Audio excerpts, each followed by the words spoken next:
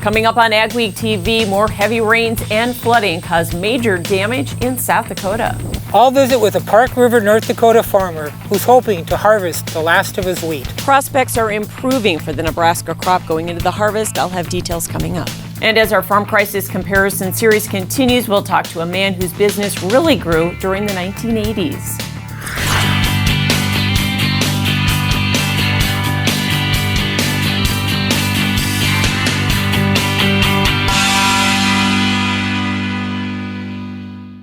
Welcome to Ag Week TV. I'm Michelle Rook. Heavy rains and flooding have made a repeat performance in South Dakota following a disastrous spring.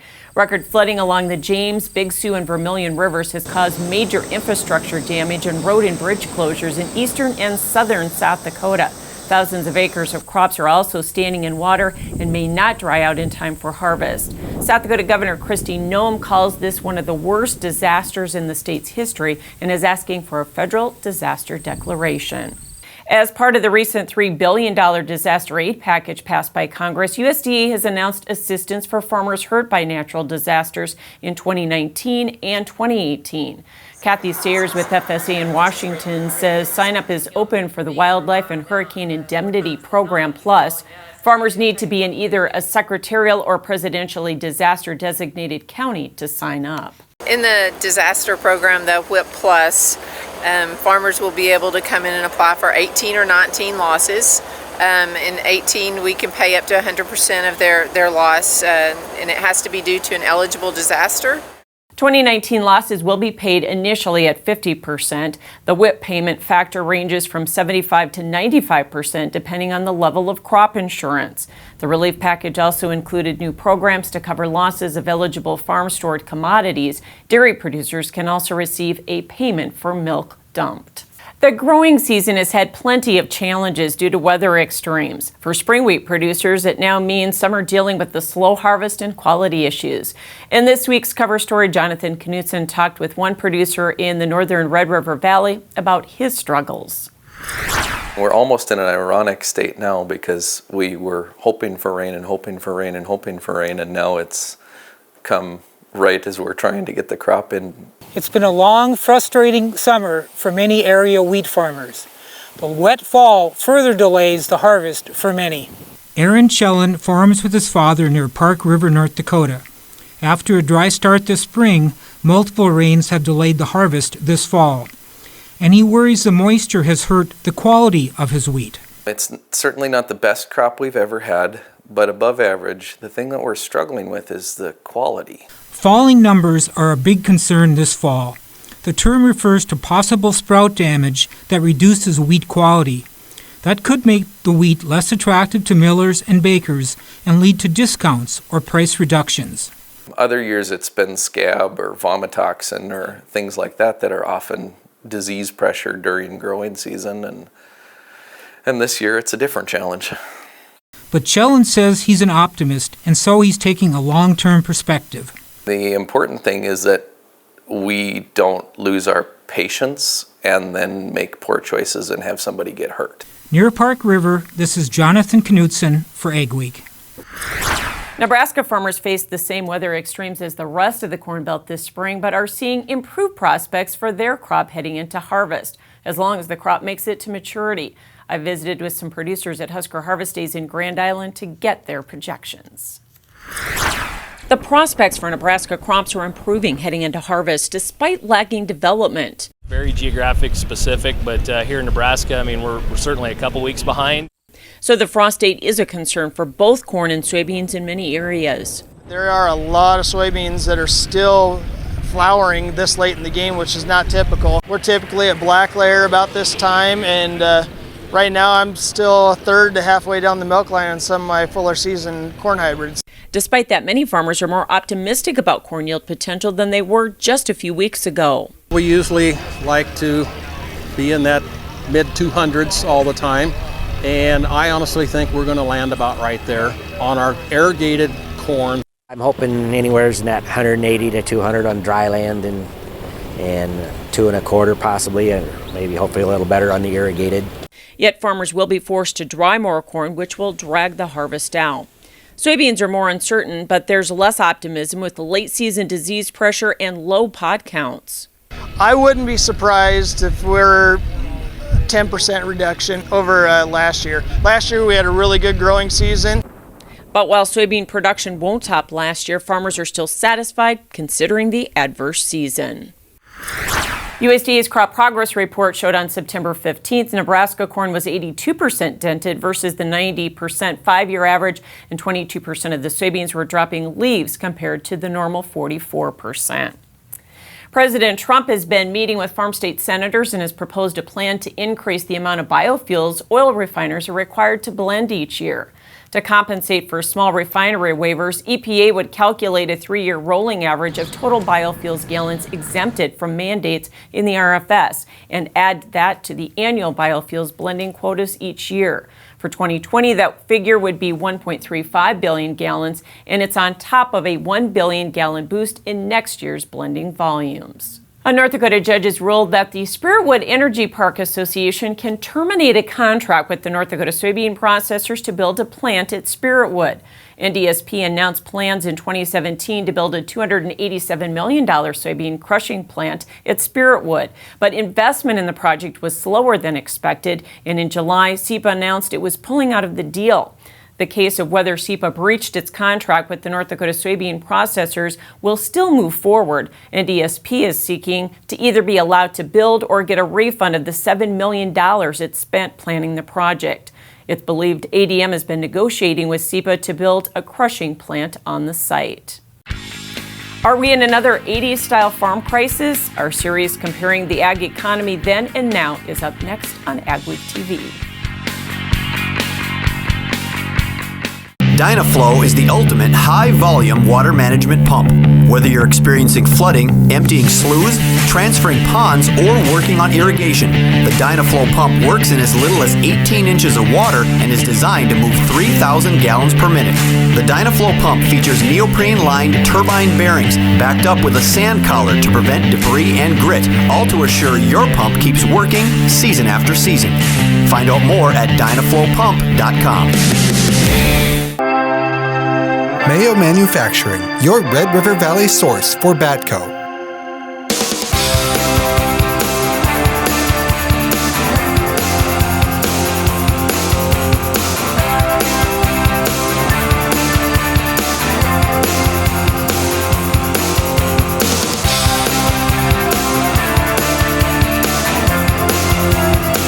Mayo Manufacturing, your Red River Valley Batco dealer.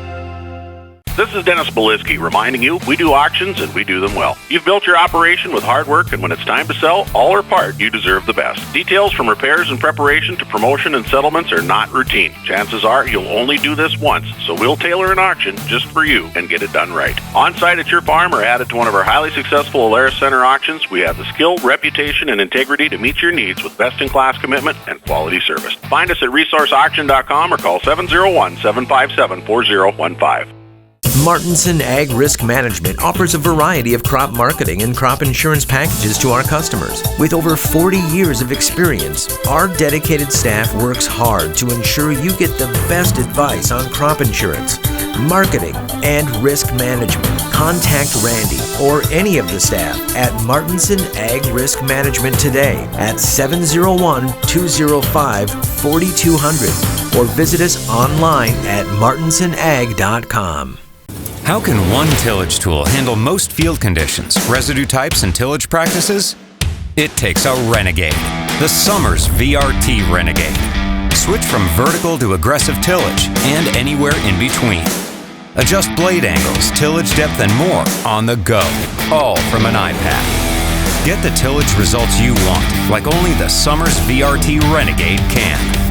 For more information or a demo, contact your Summers dealer. The trade war is hurting commodity prices, but it's not clear whether low prices and loss of markets will turn into a credit crunch like the 1980s. Mikkel Pates has been studying the similarities between then and now. In the second part of a multi-part series, he talks to a family whose business was deeply affected by the 1980s crisis. Bob Steffes started his auction business in 1960, But it was the farm crisis that lasted for most of the 1980s that started to shape the family business into a multi-state auction name. Boy, it was a tough go. I really thought at the time, those 10 years, that we'd probably never see this again. I find myself looking around today, and we might be in the middle of another one. Bob says there are similarities to the 80s now, but there are differences as well. Banks changed the way they lend money to farmers. And when they went to equity lending in a down market, it really hurt a lot of people. And land values dropped, machinery values dropped, banks get nervous, really nervous, and they want out. Bob's son Scott joined the business just as the crisis was starting. 1980, so I was the child of the farm crisis. Scott says that when he started, things were going great guns for a couple of years. The significant downturn in the farm economy started in about 1982. Scott blames the Russian grain embargo and high interest rates, which at the time climbed to 18%. The bottom in the equipment world would have been in the summer of 1985. We saw a 50% reduction in machinery values in a very, very short order. Scott leads the company today. One big difference is that now land values are holding and overall farmers seem to be in better shape. The ag economy didn't start to turn around until 1987, and most farmers enjoyed several years of high yields and good prices. Bob says he knows one thing after 60 years in the farm auction business. If things get low, they'll get lower. Then one day it stops, and then things start getting better. In Fargo, this is Mikkel Pates for Ag Week. Mikkel will have more in the next Ag Week magazine and at agweek.com. A South Dakota feedlot operator is going to jail for writing a bad check to a North Dakota cattle buyer. Robert Blum pleaded guilty to the charge. He was sentenced to 6 months in jail and 8 years of probation. He must also pay $135,000 restitution to Gator Livestock. Blum's legal problems aren't over. He formerly operated a feedlot in Corsica, South Dakota, and a bank there says he owes more than $6.7 million. Officials discovered he may be running a Ponzi scheme involving as many as 30,000 head of cattle, valued at more than $30 million. The North Dakota Ag Department is looking at ways to tighten grain regulation as the industry responds to the Hunter Hansen effect. Hansen is a grain trader from the Devil's Lake area. He was accused of defrauding several farmers and elevators out of more than $11 million. Now the legislature shifted the task of regulation from the Public Service Commission to the Ag Department, which held a series of town hall meetings around the state to get input on how to do a better job of oversight. This is an opportunity to talk about bonding, talk about licensing, what's already in place, talk about some of the things we're doing now with the ability to access financial statements, but they're held in confidence. The Senate Ag Committee will start hearings on the issue on October 3rd in Bismarck. You can read more on agweek.com. Ahead on Ag Week TV, we'll have some expert advice on marketing your soybeans with these low prices. And later, we'll tell you about some new farm equipment finding its way here from Germany. When you think about it, productivity starts at planting. So it's time to rethink how productive your planter can be. We did with the new Case IH 2000 Series Early Riser Planter. We rethought your row unit so it's tougher, more accurate. We rethought your meter, took the most precise technology, factory installed it. We rethought every inch of the Case IH Early Riser Planter to make it the most productive planter around. And if you think about it, that's exactly what you want. Steffes Group, selling land and the equipment to farm it since 1960. If you're interested in selling or have questions about our auction process, head to our website at steffesgroup.com to contact us at any one of our 4 locations located throughout the Midwest. You can also visit and subscribe to our YouTube channel to view all of our auction previews and recaps to stay up to date on the market in your area.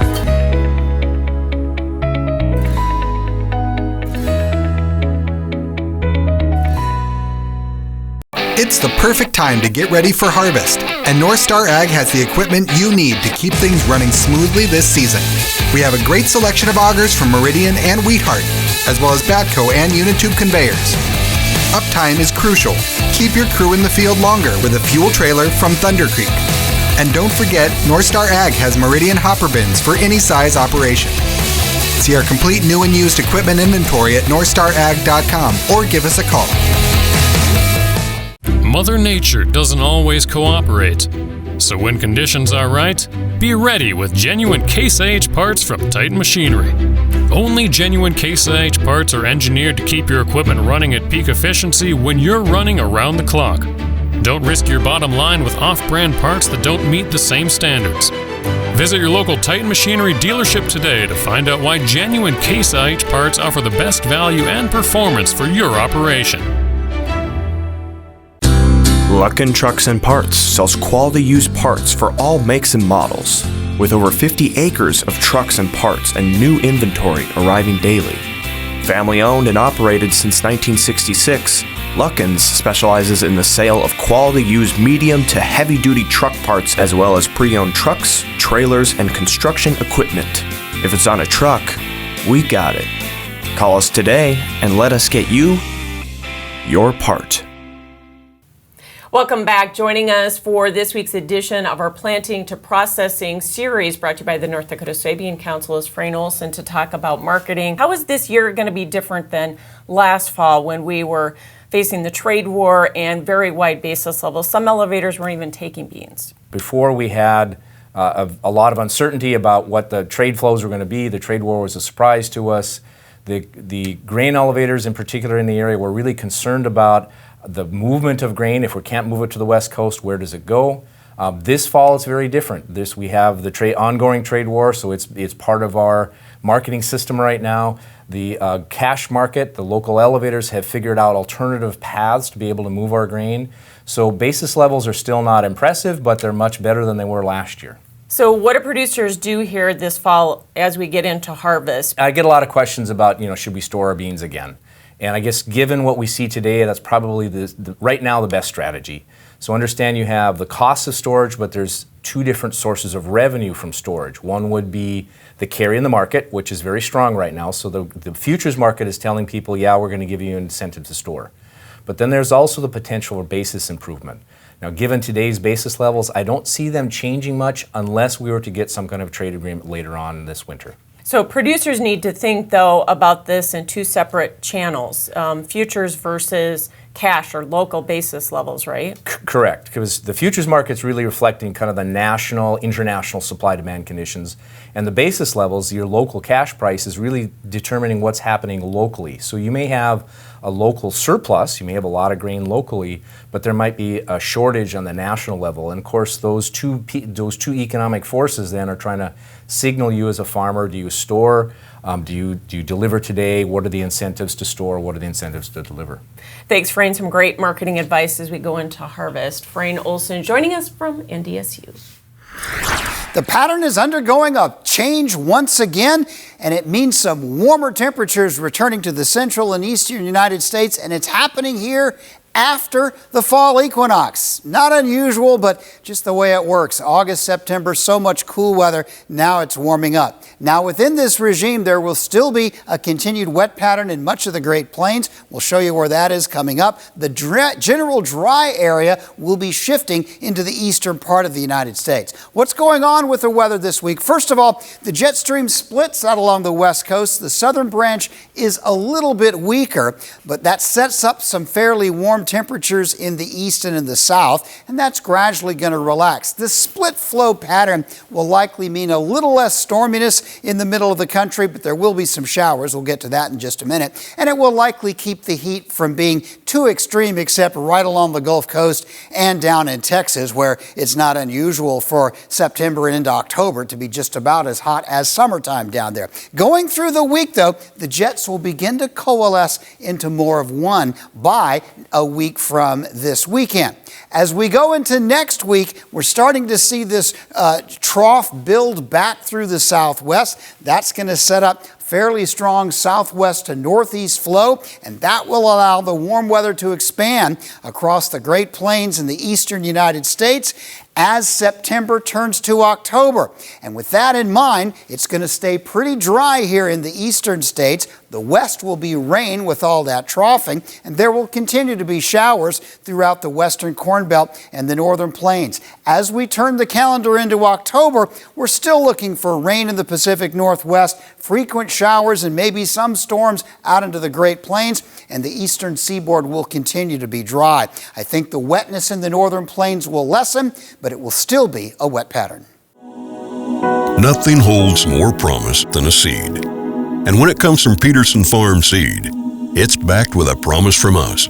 We will sell no seed we wouldn't be happy to plant on our own farm, so that growers like Pete can keep a promise of his own, to build a profitable business with his kids and give them the opportunity to one day do the same with theirs. Grow your promise. Grow Peterson Farm Seed. With the all-new GreenFit system from Reichart, plug-and-play is finally a reality when using John Deere AutoTrack guidance with existing new products like the Challenger 1000 series or all-new C-Series Rogators from Butler Machinery. GreenFit is an authorized navigation interface that utilizes existing John Deere AutoTrack guidance systems to steer most Challenger tractors and sprayers.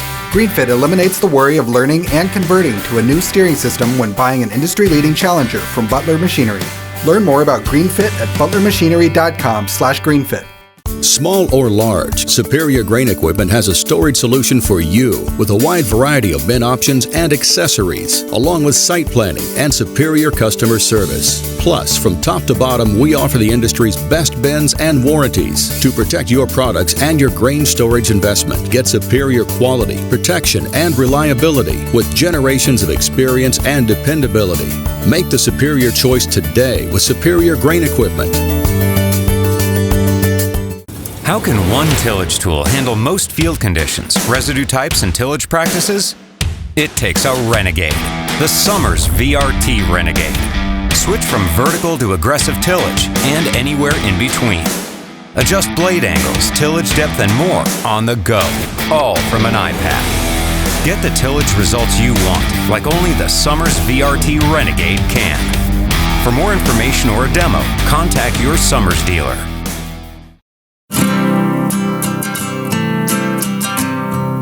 Every day across America, excess food is gathered by a network of good people at local food banks, giving hope to millions of children who struggle with hunger. They've earned their wings, and you can too. Together, we can solve child hunger. Support Feeding America and your local food bank at feedingamerica.org.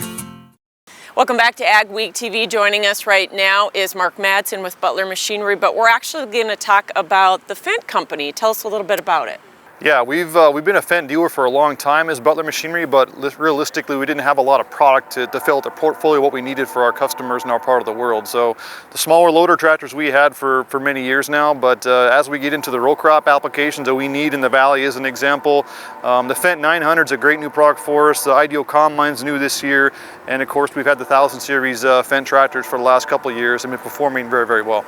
So you had the Fendt tractor, the 900 series at Big Iron, and talk a little bit about some of the great attributes. Well, the 900 is really a smaller version of the 1000 series, which has been out for several years, and whether it's the transmission we have in the product, the power to the ground capabilities, hydraulic flow, ride, awesome cab, frankly. It's really kind of the next step of filling out the product portfolio for that row crop grower.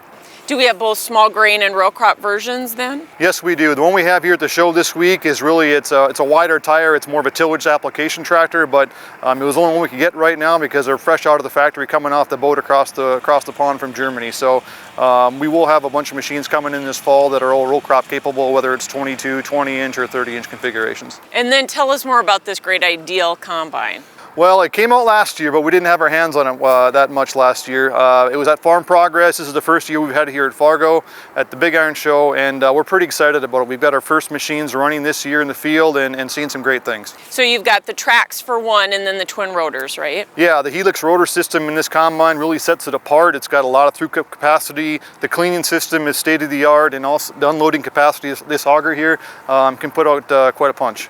So what have you seen in the field? You said you've had some machines running. We've had this machine so far in small grains. We ran it a little bit in Nebraska last year in the row crop applications, and productivity, whether it's grain loss, whether it's grain quality, speed, and capacity in the field have been second to no one. So if folks didn't make it to Big Iron and they still want a machine, how do they get in touch with you guys? I'd say give us a call. We've got several machines in our territory. This fall we'll be running in certain spots, mainly in the eastern half of our territory because it's kind of later in the year.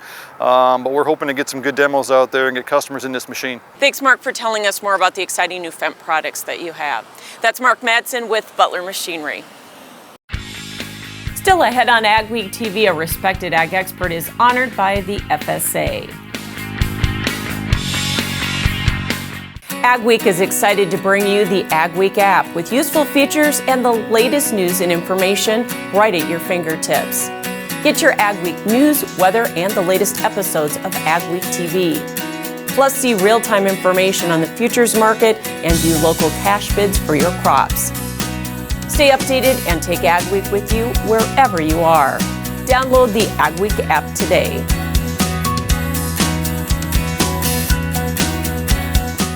Where do you go for the latest news in agriculture? Ag Week magazine. Reaching over 70,000 farmers and ranchers in North Dakota, Minnesota, South Dakota, and Montana. Ag Week provides the most up-to-date information on the markets, the trends, and the people who make it all happen.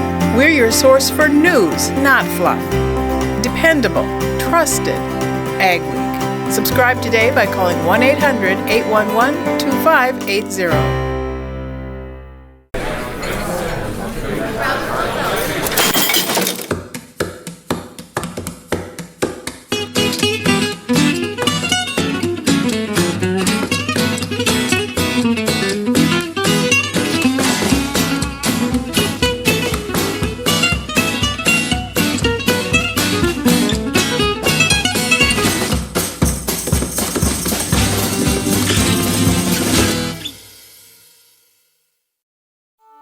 I'm Jenny Garth, and as a mother of 3, I know kids worry about a lot of things.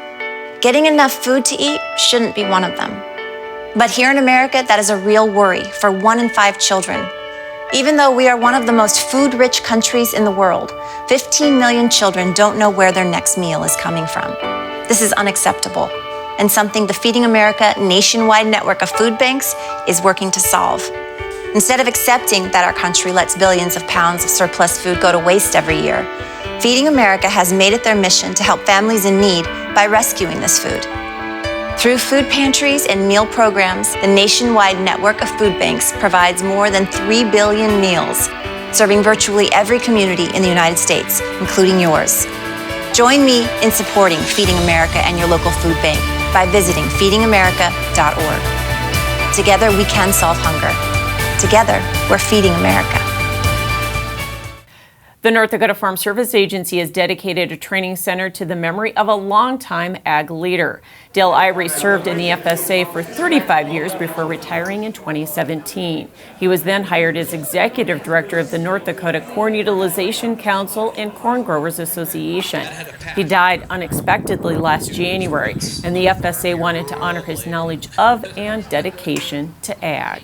He was passionate about his job, he was passionate about his fellow citizen, he was passionate about agriculture, and he put all those things together, and you just have one dynamic of a person that made impacts at the county level, state level, and as we heard today, the national level. The FSA Computer Training Center in Fargo is decorated with a picture of Dale Irie and some of his favorite quotes.